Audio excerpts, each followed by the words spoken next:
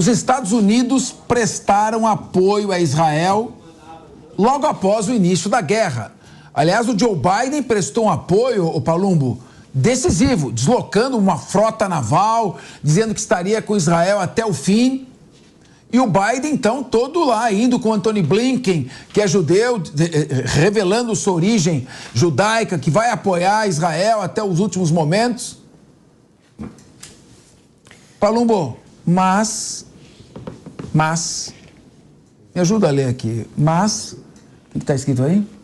Nos últimos dias, enquanto o número de mortos na faixa de Gaza dispara, o presidente norte-americano Joe Biden adotou uma postura mais crítica sobre os bombardeios. O repórter Luca Bassani chega ao vivo no Linha de Frente. Boa tarde, não. Boa noite, Luca Bassani. Boa tarde para nós. Qual é a postura dos Estados Unidos nesse momento, Luca? Apesar da idade provecta, você acha que o Joe Biden começou a dançar bambolê? É uma boa questão levantada por você, Capês. Boa tarde a todos que nos acompanham no Linha de Frente. Nós vemos que essa mudança de postura dentro dos Estados Unidos, ela é decorrente também de problemas internos, já que muitas manifestações aconteceram nos Estados Unidos e em cidades aqui na Europa também, pró-Palestina, pedindo uma postura um pouco mais cautelosa dos americanos do seu apoio incondicional a Israel, o que tem feito com que nesta caça ao Hamas, que é legítima, muitos civis acabem morrendo de maneira assim, exagerada, pelo menos na visão de alguns analistas. Inclusive, Antony Blinken está seguindo novamente em viagem para Israel, pretende visitar a Cisjordânia e a Jordânia, ele que já esteve em um tour pelos países do Oriente Médio há cerca de 2 semanas, retornará à região para tentar novamente apaziguar os ânimos e já discutir os próximos passos. Nós sabemos que Blinken esteve perante o Congresso americano essa semana para pedir perante os congressistas essa ajuda bilionária, não só para Israel, mas também para a Ucrânia, 105 bilhões de dólares em ajuda militar, em ajuda financeira a esses países que são aliados dos Estados Unidos, mas também já demonstrando que o objetivo é que Gaza seja administrada por uma força, uma coalizão internacional com a participação da ONU, de países árabes, e que de forma alguma seja anexada por Israel. Agora, com essa redução do tom, ele pretende que Israel se foque em operações de inteligência com forças especiais para a extração de reféns, para conseguir recuperar os reféns com vida, além, é claro, de fazer operações pontuais de eliminação dos membros terroristas do Hamas. A gente vê que a destruição em Gaza ela é completa, a crise humanitária é o que mais preocupa as Nações Unidas pela falta de água potável, falta de energia, deixando com que muitos estabelecimentos como hospitais, escolas, a casa das pessoas não tenha como funcionar normalmente, além do fato do Egito não ter aberto a fronteira de maneira generalizada para todos os palestinos e estar fazendo uma triagem extremamente severa e rigorosa, inclusive dos cidadãos de dupla nacionalidade que queiram deixar o país. Então, é uma pressão grande nos Estados Unidos, muitos têm cobrado os Estados Unidos como o país mais importante do mundo ocidental, que cobre a mesma postura de cumprimento dos direitos humanos e do direito da guerra que fazem perante a Rússia, também agora em Israel, no que diz respeito aos constantes bombardeios que acontecem há quase 4 semanas.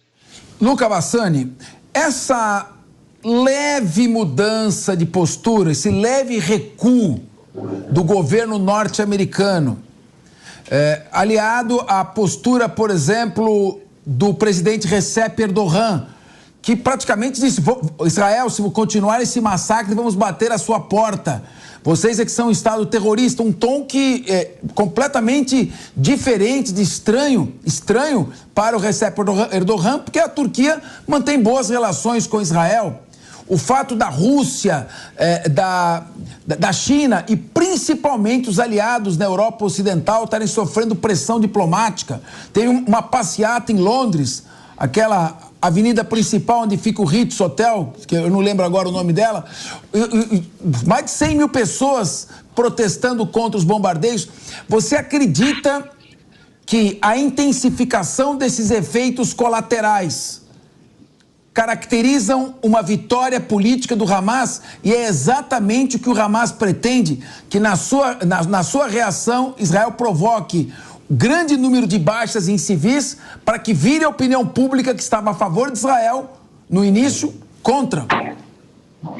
É uma questão muito válida que você levanta, Capês, e de certa forma na guerra midiática, se a gente for olhar o apoio dado à questão, a causa palestina, aos palestinos nesse momento, ela tem sido maior do que aquela oferecida para os judeus. Tem duas explicações para isso. A primeira é porque há muitos mais muçulmanos no mundo que judeus. São 16 milhões de judeus contra 1,8 bilhão de muçulmanos em quase todos os continentes. Tem países de maioria muçulmanas, exceto as Américas. No norte da África, temos no sul da Europa a Albânia, também o Kosovo, vemos no Oriente Médio praticamente todo, a Indonésia, o maior país do mundo muçulmano, que inclusive não é árabe, quase 300 milhões de habitantes. Então a gente vê que nesse aspecto numérico, o Hamas, os muçulmanos, os palestinos já ganham apoio à sua causa automaticamente. Mas ao mesmo tempo, tem uma questão cultural. Israel sofreu um massacre, sofreu o que a gente poderia caracterizar de um pogrom, que eram aquelas perseguições aos judeus que aconteciam no antigo Império Russo e no leste europeu.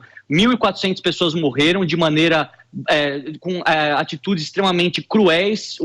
Ontem foi divulgado um vídeo aos jornalistas que mostram isso, mas os judeus, eles não costumam mostrar os restos mortais por uma questão religiosa, uma questão cultural, enquanto que para os cristãos e muçulmanos não há tanto esse tabu, e a gente tem visto muito mais imagens de mortes provenientes da Palestina que mexem com as emoções de todo mundo, porque são imagens traumáticas, são imagens de tragédia mesmo. Muitas crianças inocentes que não tem nada a ver com a causa política, com a causa religiosa do Hamas, estão perdidas no fogo cruzado, e mostra ao mesmo tempo como o Hamas liga pouco para a sua população. Afinal, a grande parte da liderança vive na Turquia ou no Catar. Ontem, inclusive, nós repercutimos aqui aquela entrevista macabra por um dos porta-vozes do Hamas que deu no Líbano, dizendo que, se for necessário, eles farão muitos outros atentados para aniquilar os judeus da terra. Então, a gente vê que, se eles realmente se preocupassem tanto com a causa, estariam em Gaza sofrendo os bombardeios, ficando sem água, sem alimento, assim como está a população civil. E nessa questão midiática das imagens, e que todo mundo se comove,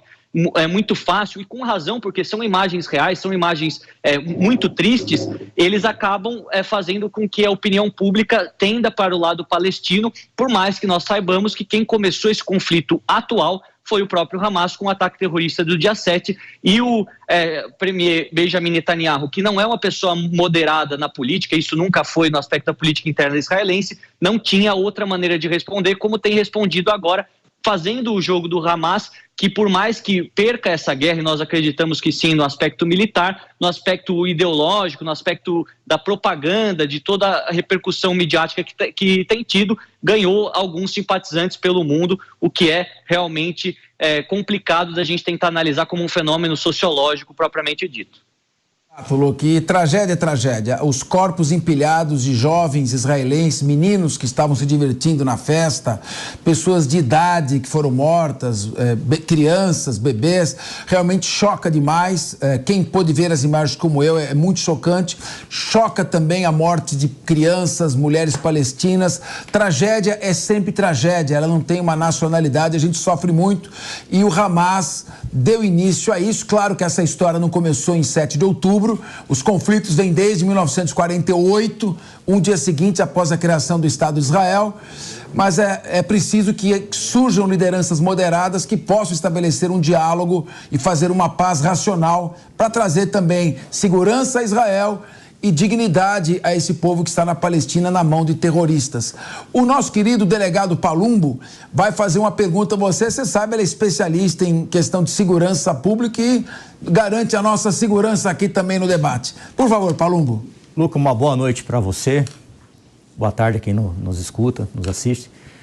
E eu queria perguntar exatamente isso que você já respondeu, né? Qual é o sentimento da população? Porque dos líderes, dos presidentes, dos chefes de Estado, a gente já conhece pela mídia, mas do povo a gente fica sabendo muito pouco. Eu queria perguntar para você se há risco do Irã entrar nessa guerra com o apoio da China e Rússia e continuar os ataques. O que você acha? Qual é a sua percepção sobre isso? A questão iraniana, delegado, ela é bastante complexa, porque a gente tem que ver as motivações. O Irã, desde a Revolução Islâmica de 1979 e com o fim de qualquer relação amistosa com o Ocidente, nós vemos uma teocracia islâmica xiita que se coloca não só em oposição ao mundo democrático, livre, ocidental em sua maioria, mas também em oposição à tradição árabe sunita, que acredita que por interpretações erradas na própria doutrina islâmica, os iranianos não têm uma causa justa a disputar. E nesse sentido, vemos que qualquer um que apoia Israel ou que queira a paz com Israel, automaticamente é inimigo do Irã, que segundo ele, durante a época do Shah Reza Pahlavi, que era o rei que tinha no Irã, que era pró-Ocidente, foi muito subserviente aos americanos e também aos israelenses. Então a guerra do Irã, ela é uma guerra de interesses econômicos, obviamente, interesses geopolíticos, mas também uma guerra muito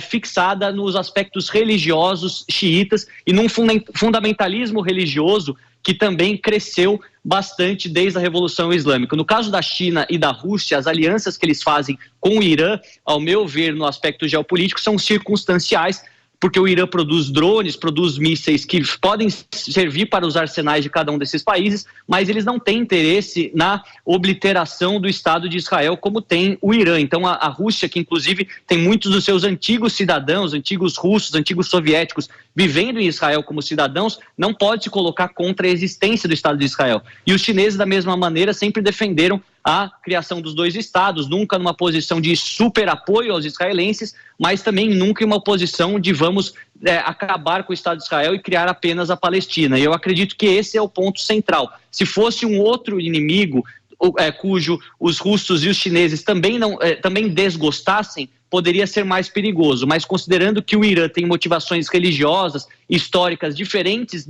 desses dois, eu acredito que esse apoio vai ser limitado e sem esse apoio o Irã não tem condição de ganhar guerra alguma, porque por mais que tenha uma população grande, mais de 85 milhões, tenha protótipos de armas nucleares, a gente escuta sempre falar isso, não teria como ser tão robusto no campo de batalha, sendo um país sozinho que tem apenas milícias, grupos terroristas que apoiam o seu país oficialmente. No caso, o Hezbollah no Líbano, os Houthis no Iêmen e talvez alguma parte do governo sírio, mas nenhum país importante se coloca incondicionalmente ao lado do Irã e de sua causa, o que enfraquece muito no aspecto das guerras. Luca, o nosso professor de Relações Internacionais, o Acácio Miranda, vai te fazer uma pergunta.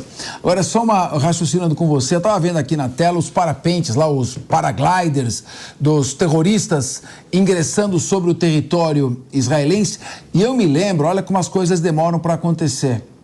Israel começou a construir os muros de proteção e isolamento em 2004, e eu me lembro de uma entrevista de um terrorista dizendo: nós vamos usar asa delta, ele usou a expressão asa delta para passar sobre esses muros e ingressar. Foram 19 anos depois.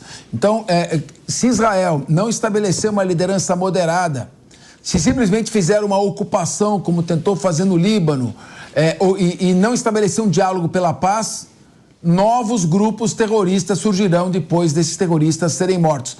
O Hamas, em árabe, quer dizer grupo de resistência islâmica. Porém, o significado semântico, você sabe, é ódio. E o ódio você não resolve simplesmente com a violência. Acácio Miranda, professor de Relações Internacionais, sua pergunta a Luca Bassani. Luca, tudo bem? Prazer revê-lo.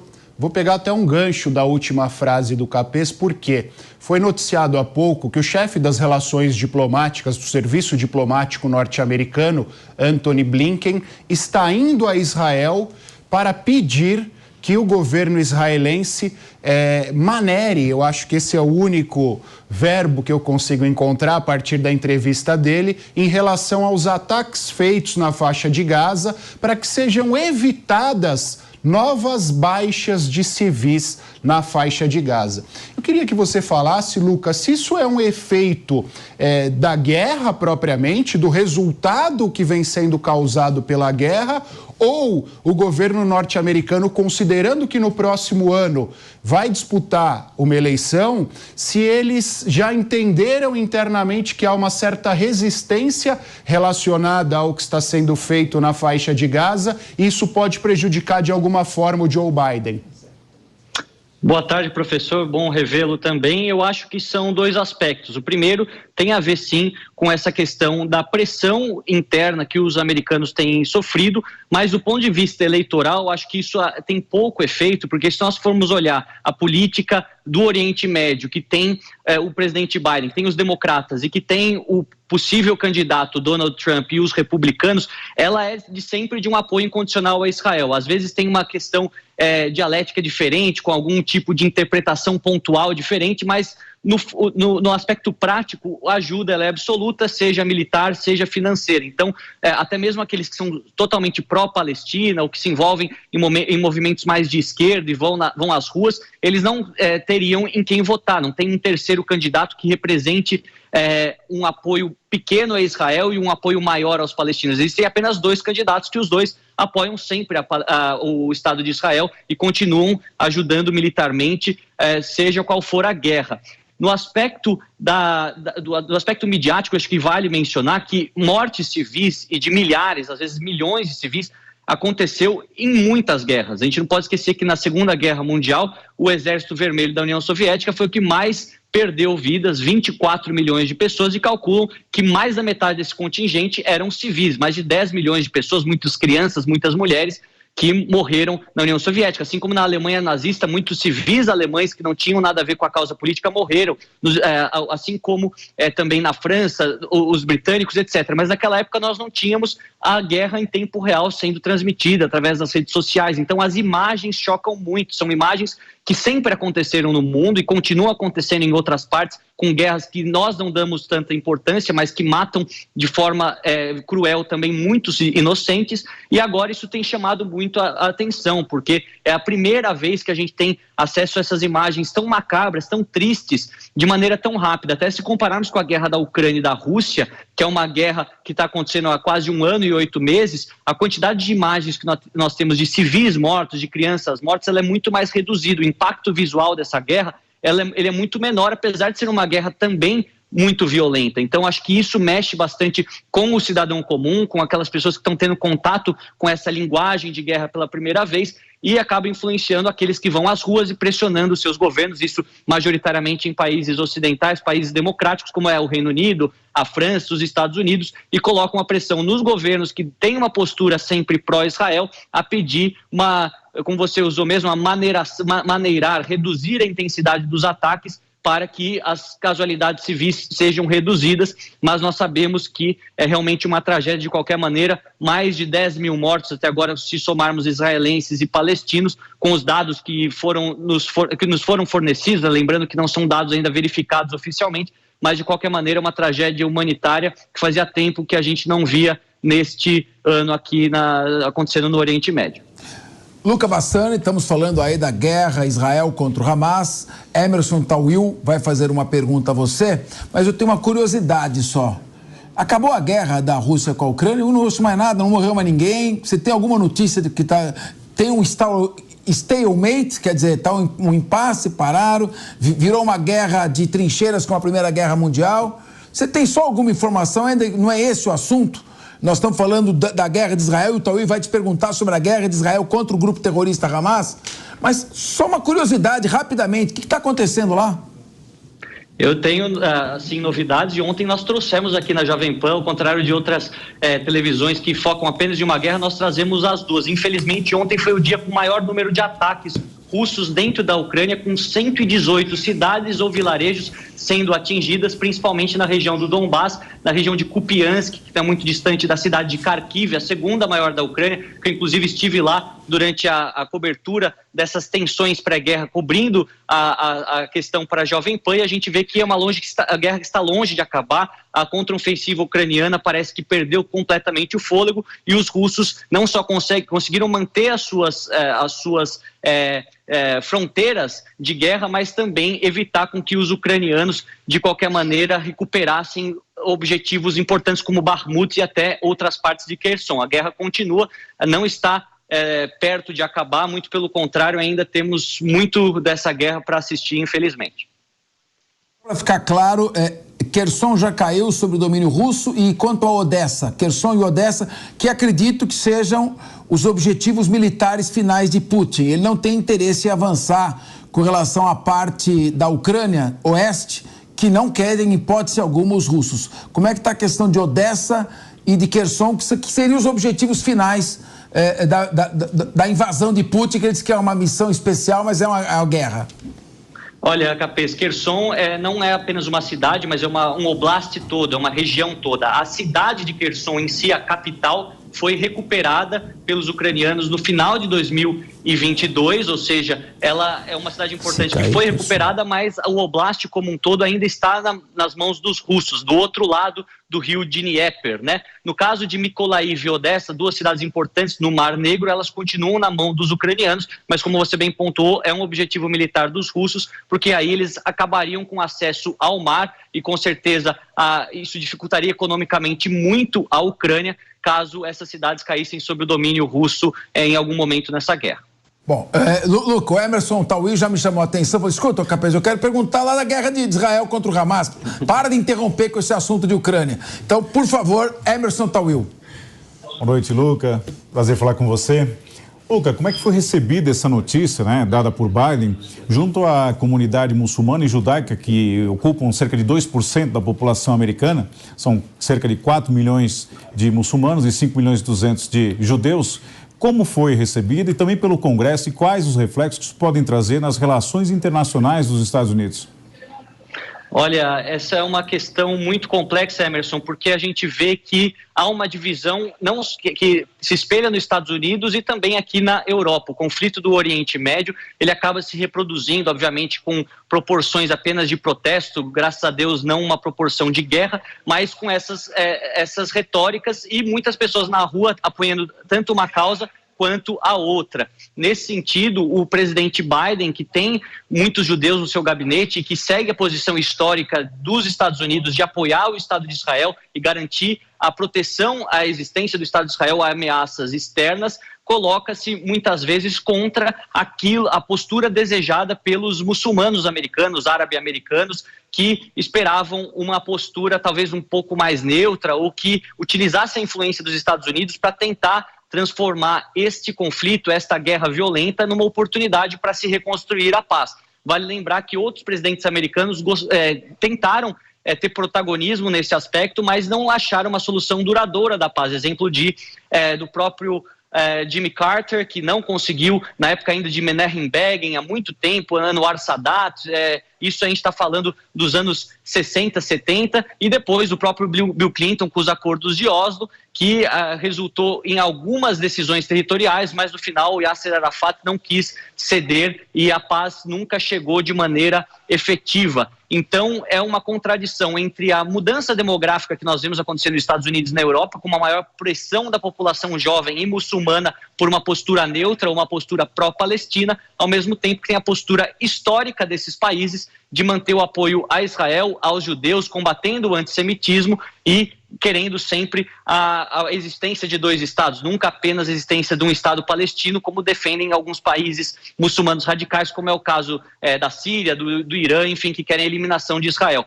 É um problema muito complexo e que eu acredito que depois que a guerra acabe, volte a ser um dos assuntos principais, uma das pautas principais dentro das Nações Unidas, porque a população mundial muito empenhada nessa questão nesse momento, ela exige uma resposta da parte política, da parte diplomática, para que as cenas que a gente tem visto agora, desde o dia 7 de outubro, não se repitam mais.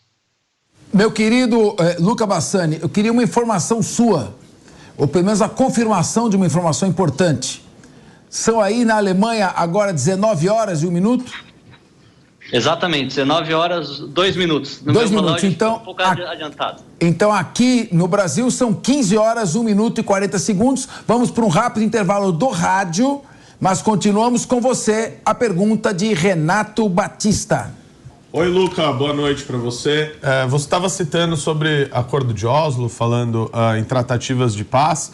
É importante a gente lembrar que o ataque do Hamas, feito no dia 7 de outubro, ele aconteceu porque Israel negociava com a Arábia Saudita um acordo de paz. Aliás, acordos de paz que Israel já tinha, né, os famosos acordos de Abraão, com Emirados Árabes Unidos e com o Bahrein. E, obviamente, esses acordos fariam com que Israel tivesse ali pudesse fazer novos acordos com outros países árabes. Eu queria que você falasse como é que fica essa relação agora, a possibilidade, eventualmente, de Israel ter mais relação com esses países, ou se tudo isso agora foi jogado no lixo após o ataque do Hamas, que inclusive convoca os países árabes a ajudá-lo nessa intentona contra o Estado de Israel. Como é que fica essas relações, Luca? Olha, Renato, eu acho que é importante a gente falar que os países árabes, por mais que tenham semelhanças culturais, religiosas e até em objetivos geopolíticos semelhantes, eles são muito diferentes uns dos outros e acabam muitas vezes não se apoiando ou defendendo seus interesses nacionais acima dos interesses dos árabes pelo mundo de maneira geral. Então nós vemos que os países árabes ricos, os países do Golfo que têm petróleo, Arábia Saudita, Bahrein, Kuwait, Emirados Árabes, fazer paz com Israel é uma estratégia de buscar mais recursos financeiros e militares. Eles sabem que Israel é um dos grandes desenvolvedores de armamentos e são armamentos que podem ser extremamente necessários em um futuro confronto com o Irã ou com insurreições que surjam dentro dos seus próprios países. Então, esse acordo ele é muito mais benéfico para esses países ricos de pouca população do que pensar na causa árabe de maneira geral, que se eles realmente ligassem para isso, teriam buscado alternativas pacíficas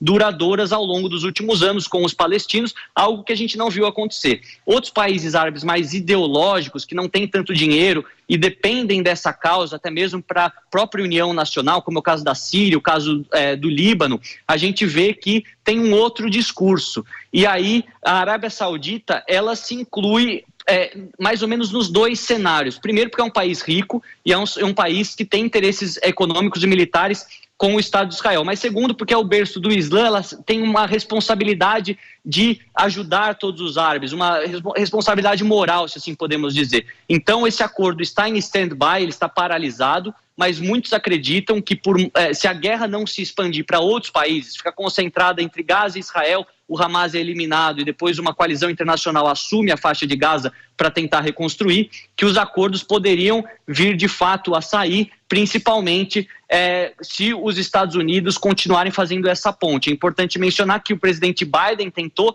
aproximar ainda mais a Arábia Saudita de Israel, mas quem foi responsável pelos acordos de Abraão, que você mencionou, Emirados Árabes, Bahrein, Sudão e Marrocos com Israel, foi o presidente Trump. Ou seja, se Biden for reeleito ou se Trump vencer o ano que vem, essa questão parece estar encaminhada. É um interesse dos Estados Unidos normalizar as relações israelenses com os países árabes. Sabem que há uma limitação, não vão conseguir com todos, Líbano, Síria, enquanto continuar essa forma de governo, até mesmo os palestinos, é difícil, mas quanto mais países entrarem neste acordo, melhor, e isso garante, obviamente, a segurança de toda aquela região e a segurança econômica do mundo, já que dependemos tanto daquilo que é produzido no Oriente Médio também. Luca, eu queria te agradecer bastante, mas antes de te dispensar, um último comentário bem rápido seu. A China provocou a aproximação da Arábia Saudita com o Irã. Estados Unidos está provocando a aproximação da Arábia Saudita com Israel. Como é que vai ficar a Arábia Saudita nisso? Porque se ela entra em entendimentos definitivos com o Irã, ela diminui a sua necessidade de se armar contra esse que é seu inimigo e não Israel. Até porque é o inimigo que está em guerra, com uma guerra por procuração no Iêmen. Como é que está esse balanço de alianças diplomáticas? Rapidamente aí, por favor, Luca Bassani. É uma questão complexa, Capês, porque a gente tem que perguntar da visão dos sauditas qual é o mal maior. Eles se sentem mais ameaçados por Israel, que é um país militarmente potente, mas de população pequena, e também aliado de um dos seus maiores aliados, que é os Estados Unidos, ou eles se sentem mais ameaçados pelo Irã, que está lá do outro lado, se a gente for pegar do Golfo Pérsico, e que tem uma população muito maior e um discurso muito mais perigoso para os interesses geopolíticos iranianos. Então acho que eles vão considerar qual que é o mal maior. Na minha opinião, eles vão achar que o Irã é um mal maior e por isso vão acabar fazendo paz com Israel, não agora, porque a guerra é muito recente, mas no futuro isso é mais provável do que uma aproximação definitiva com os ayatolás.